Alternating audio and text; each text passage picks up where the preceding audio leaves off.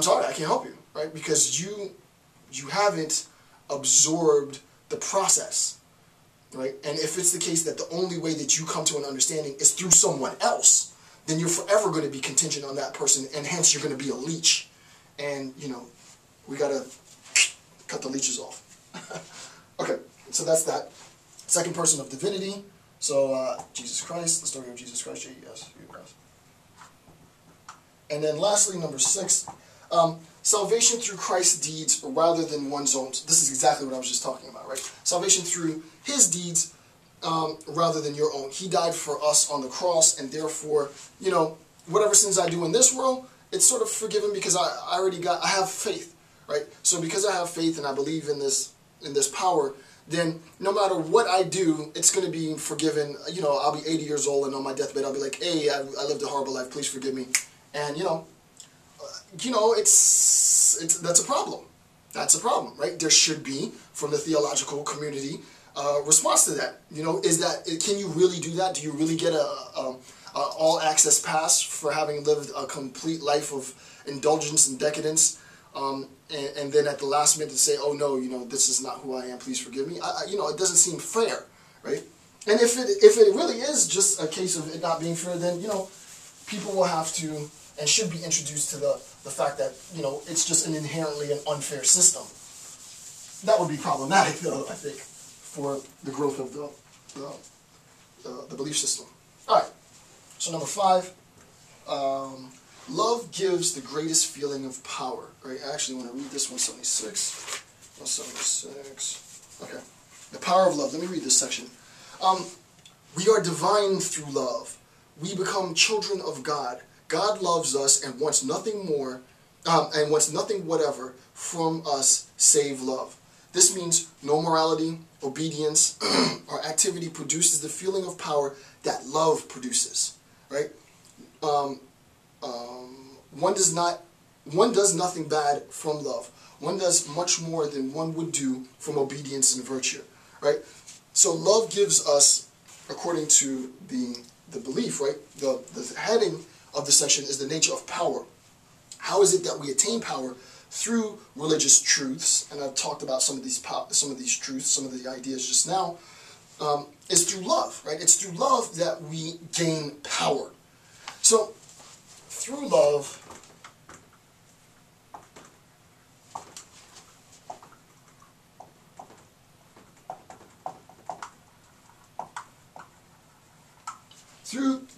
the theist acquires power. Doesn't sound like a bad thing, right? It really doesn't. Through love, you acquire power. Okay, that sounds cool. 1, we attain divinity through love. So it's not only that we attain power, but we also attain divinity. We've recognized now that this idea of divinity within the Christian tradition, according to Nietzsche, has been separated between the symbolism of the symbolism of a rebirth, a reinterpretation, a new means of looking at the world, has been transposed to an idea of personal divination, personal immortality, the biological immortality of the human, at least mind. I don't think they would say body. Some would, maybe, maybe not. But the immortality of the human being. Right? And Nietzsche says directly that this is the greatest, grossest exaggeration of personal egoism ever known to man. Right? So it's through love, right? It's through this process of loving your neighbor and loving your enemy and loving all of the scoundrels in the world that I arrive at divination. Right? So the question then becomes, right, if you want to think about this now, the question becomes, if I want personal immortality, which already Nietzsche says is problematic because it is a failure to recognize the symbolism in the Christian essence as a reinterpretation of the worldview. You've now thought of this as sort of personal immortality. If that's what I want salvation so that I can live forever in happiness, and we have the scoundrels in the world, right? We have the scoundrels in the world. Then, insofar as I love the bad guys, the question becomes, do I love the bad guys inherently because I truly love them for who they are? Or Is my love for the worst scum on the earth only a means of me attaining salvation? And this is an important thing, right? This is like Plato's, do the gods love it because it is just, or is it just because the gods love it? Or pious. Do the gods love, I think it's just or pious, I forget how it goes. It's in one of the books, but basically, do the gods love it because it is good, or is it good because the gods love it? This is a play on words that philosophers always do, but it's very important to see the distinction. There is a distinction in saying that my love for the worst scum in the world is simply because I truly love the worst scum in the world, which would seem to mean that their character is in the sense my character, maybe? Or is it the case that I love these people only insofar as my love for them will give me personal divination, right? I'm going to enter this process of apotheosis where I become a godhead myself and live forever, right? If that's the case, then you're breaking, sort of, I don't want to introduce Kant here, but you're breaking the categorical imperative, because I'm using this person as a means to what I really want, right? My interaction with human beings isn't genuinely authentic, which will be problematic later. We'll talk about this later. But my interaction, my actions, remember we're talking about the meaningfulness of action, my actions with individuals will not be meaningful because I will be using them as a means to what I really want. Okay. So this idea of love then, it only, according to Nietzsche, it only serves to reinforce the institution of meaningless activity.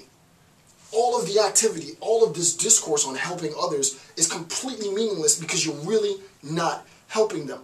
You keep them in this. Zizek does a great video on this. I'm going to try and see if I can find it. I think it's an RSA. Just put in like RSA Zizek.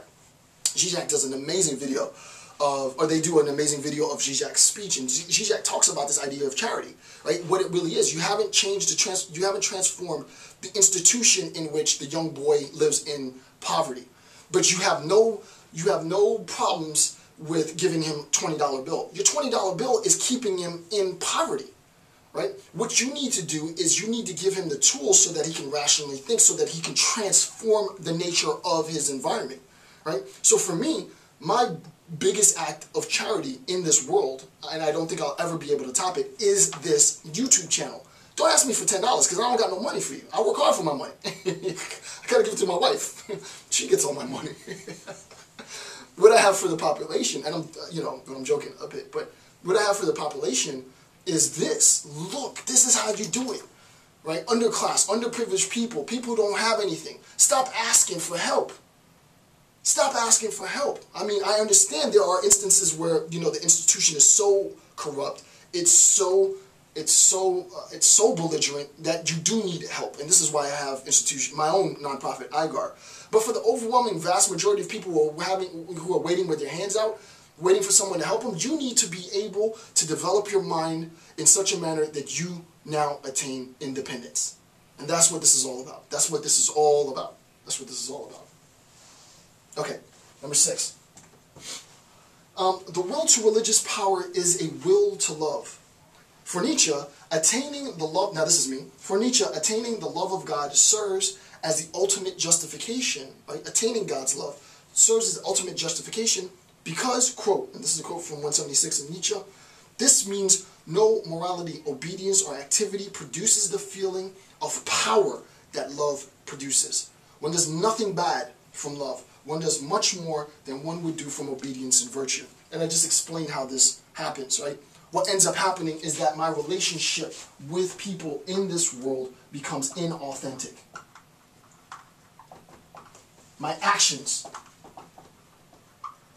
Nietzsche doesn't say this directly himself. This is sort of an obvious sort of implication of, application of Nietzsche's thought, is that my actions become inauthentic. I don't really, truly, genuinely love the psychopathic rapist. But, insofar as I'm getting a sense of power and people, oh my goodness, didn't you see that I was there? I was in the mission. I went and I saw the suffering, and this is the phenomenon, right, of I hate to be gross here as sort of general.